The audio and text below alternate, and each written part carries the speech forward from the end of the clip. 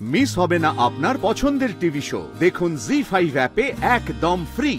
পর্বত তুল্য জ্বলন্ত তেজ রাশি সমপ্রভায় দেবী নৌকা পরে ধেয়ে চললেন সমরক্ষেত্রে।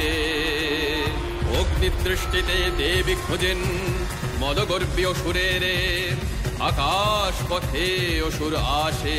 রে রে পাপিষ্ঠ মহিষাসুর, সাহস থাকে তো সমর ক্ষেত্রে বের হয়ে আয়।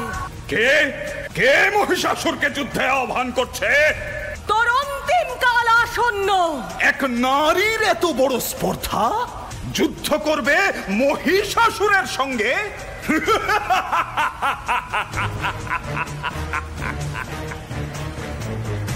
মহিষাসুর প্রবল পরাক্রমে মহাগর্জনে আকাশ ব্যাপ্ত করে দেবীর অভিমুখে ধাবিত হলো।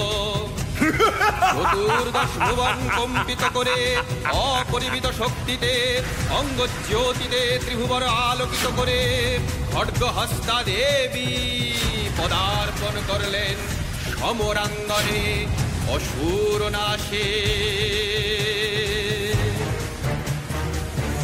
गर्ज गर्ज क्षणं मूढामधूयावत् पिबाम्यहं मया त्वयि हतत्रैव गर्जिष्यन्त्याशु देवताः।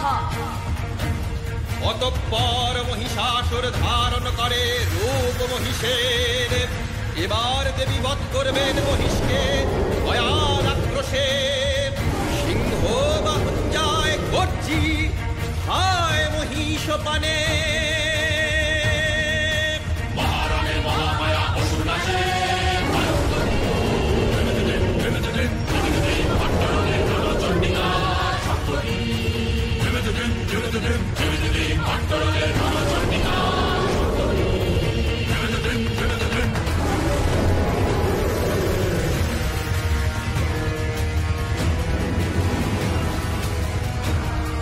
ক্রোধে প্রজ্বলিত হয়ে দেবী এবার মহিষাসুরকে সম্মুখরণে জানান আহ্বান। মহিষাসুর সবেগে আসে ছুটে উগ্রা দেবীর পানে। দেবী পদাঘাতে মহিষকে নিপাতিত করেন যুদ্ধক্ষেত্রে, বাম্বদের বৃদ্ধাঙ্গুষ্ঠ ধরেন চেপে। ত্রিশূলে বিদীর্ণ করেন মহিষাসুরের বক্ষ দেশ, প্রাণের সাথে অন্ত হয় তার নিষ্ফল অহংকার। দেবী হন মহিষাসুর মর্দিনী, দেবী হন মহিষাসুর মর্দিনী।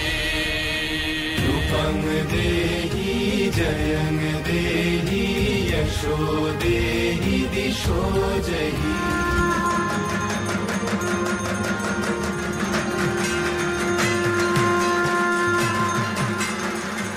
জি5 ডাউনলোড করুন আর সব এপিসোড দেখুন একদম ফ্রি।